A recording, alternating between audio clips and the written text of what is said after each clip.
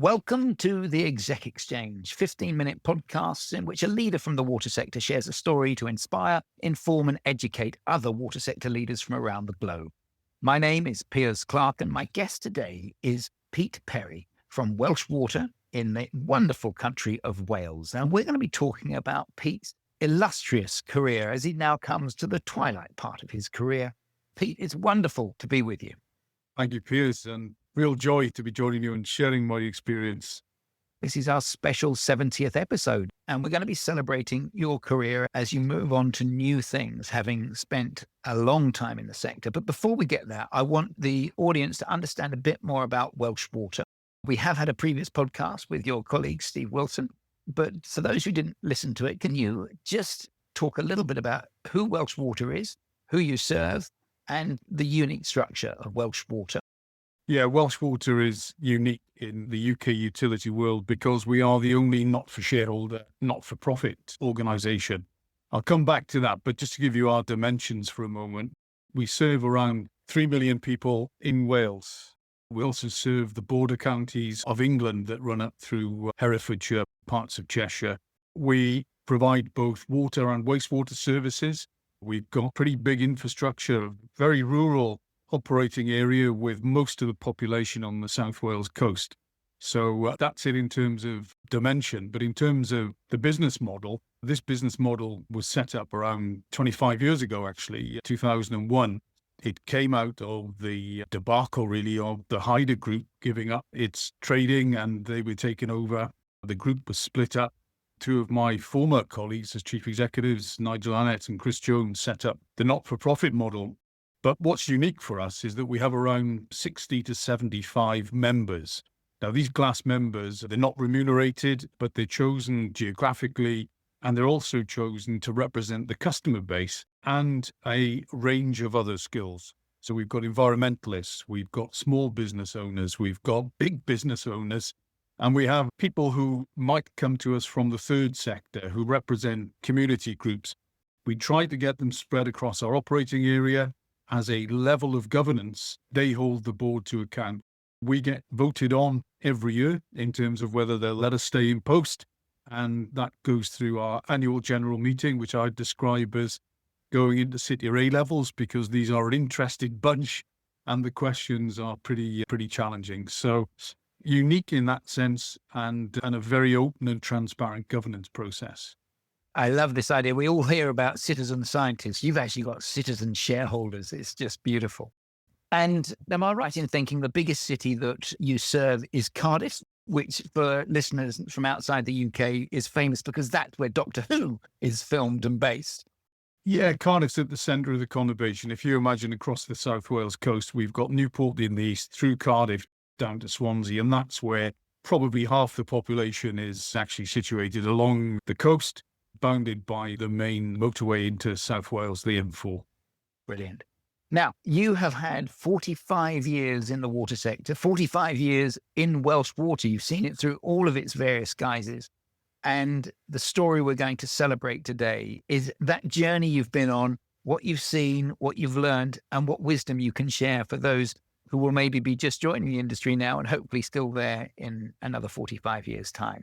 So let's go back to what had you done prior to joining Welsh Water and what role did you come into? I joined Welsh Water pretty much from school and I joined as an apprentice. That apprenticeship covered design and that moved on to pipeline design. So I came in literally as a school leaver, became entirely fascinated with the industry. At that time, it was all about providing drinking water through our local distribution system. I had the wonderful experience of being up in reservoirs at the Brecon Beacons, seeing where the water was impounded, and then seeing it flow through a pipework system down to that South Wales coast. And this just grabbed me in terms of fascination and of doing good. Also very lucky to be working with people who instilled in me at that time, this is a public health service. And the idea of getting water to hospitals, to society more generally, grabbed me then and has never let go. And despite what you see in the media, it's still 99% of the people I meet in the water sector are driven by that same desire to be stewards of the environment, to serve their local communities.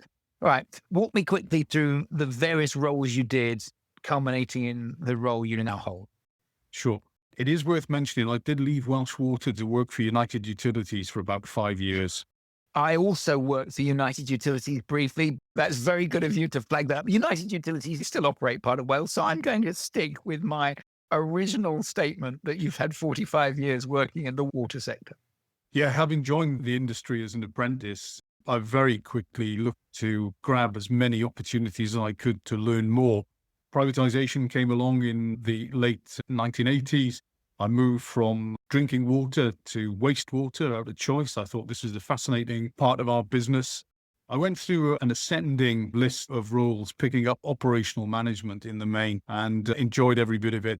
I ran wastewater treatment works, I ran water treatment works, but probably the biggest break I had was when Welsh Water actually bought the local electricity company, Swalec, in the late 90s, and I became network manager for water and electricity across most of Wales, which was absolutely fascinating. And after that, when Glas Cymru came along and bought the business, the whole operational business was outsourced to United Utilities. So I worked in their commercial business for around 5 years, various operating contracts, running treatment works through PFIs, private finance initiatives. And then back in 2006, came back to Welsh Water as operations director. From there to managing director, chief operating officer, and finally chief executive back in April 2020. What I love is you grabbed every opportunity that came along. You never said no to anything. And I've known you for 30 years, and it's been wonderful to have that relationship with you. Now, I want to talk about some of the things you're proud of and some of the things you wish had gone better. Let's start with the things you're proud of. What are the achievements you look back and think, I'm glad that's my legacy? A couple of things I'm really proud of. Number one is our health and safety record. If I go back over the last 15 years, we were just an average company in terms of health and safety. But this year we've topped out as first place in the Water UK league table for injuries to our directly employed colleagues. And I think it's easy to overlook that this can be a dangerous industry. On average, one person a year killed in the UK water industry. The fact that our performance has improved over that time correspondingly is something I'm hugely proud of. Also very proud of response to incidents. We all, I think, globally are seeing the impact of climate change. And in the last 10 years particularly, we have been really tested. As the company on the western seaboard of the UK, we often get the Atlantic storms that can cause some significant flood damage. And to see our people respond literally in all winds and weathers at all times of the day and night has been hugely sort of proud for me to be part of that. The other thing I think we've done a lot on is dam safety. Having 120 impounding reservoirs, one of the highest numbers of any water company in the UK, to implementing something we call portfolio risk assessment that ranks those dams. We're building, as I speak, the largest spillway of any dam in Europe up at a place called Celyn in North Wales. Those would be the three highlights for me. And I think underpinning it all is probably just bringing people through, seeing people start their career. In 40 odd years, I've seen some of those come through the door as I did and are doing equally, if not better than I did at respective stages in their career. Wonderful. And what about regrets? Anything you wish you'd done better, quicker, differently? I think in terms of regrets, I'm not the best networker, I must say. I tend to be pretty focused on the job in hand. When my career was starting, there wasn't even email, never mind internet and AI, which is now wonderful. And I guess perhaps being a little bit more tech savvy, I think taking a little bit more interest in some of the opportunities that may have come along a bit sooner than I actually did. Those would be the regrets, but not too many of them. It can be lonely at the top because you're so geographically distant from similar water industry colleagues, because that's the nature of the industry. It's very geographically separated. Now, the industry has changed hugely since you joined. You've seen the industry go from privatization, from nationalized industry through privatization in 1989 and through to where we are now. So the 35 years since privatization was installed. Tell me, what's your takeaway from that? Having been around in the nationalized days, there was no funding. So I'm a big fan, actually, of privatization. I think it's necessary. It provides a very clean route for this industry to receive the right level of funding that it needs. I think where we need to go back to now is engagement with our customers. Clearly in the UK, wastewater and sewage has become a huge issue since COVID, where people are reconnecting with their local environments, and the industry has come under some criticism really in terms of sewage spills. But I have to say, I think the industry is responding to that. The industry in 2025 isn't what we saw back around 2020. The challenges are coming at us thick and fast. I've already mentioned climate change, and that isn't going to give up anytime soon. We've just had the worst drought in England or the UK, I believe, for the last 140 years. The last one we had was only 3 years ago. And I think the industry is well equipped now. It's much more forward-looking in terms of innovation. I see more knowledge sharing these days than I've ever seen. So in my mind, re-engagement with our customers, making sure customers come with us is significant. Following the review by John Cunliffe, I think what we've got to do now is work with governments, work with regulators, and get the best deal for our customers and the environment from the changes that are being proposed, which on the face of it look incredibly encouraging. A key point you made just there was around public perception. And actually, in the last few years, in particular since COVID, we've seen a change in how the public hold the leaders of water companies to account, which wasn't how it was 10 years ago. Have you experienced a change in how the public are holding you to account as chief exec of Welsh Water?